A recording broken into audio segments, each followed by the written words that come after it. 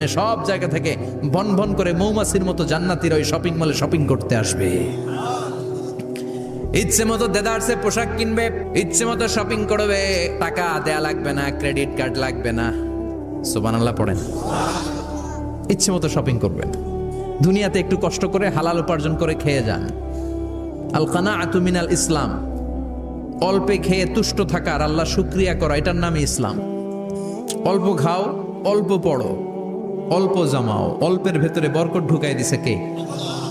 অনেকে দেখবেন অনেক খাই খাই নাই নাই করে, এটা যাদের স্বভাব তাদের কখনো বরকত হয় না। অল্প খাবেন, অল্প পড়বেন আর হালালের সাথে সম্পর্ক করবেন। আল্লাহুম্মা কফিনি বিহালালিকা আন হারামিক ওয়া আগনিনি বিফাদলিকা আম্মান সিওয়াক। বিশ্বনবী দোয়া করতেন, আল্লাহ হালালকে আমার জন্য যথেষ্ট করেন, হারাম থেকে আমারে বাঁচিয়ে রাখেন। পড়েন আমিন। হালাল অল্প হলেও হালালে বরকত আছে না নাই? হারাম বেশি হলেও এটাতে কোনো বরকত নাই, ঠিক কিনা?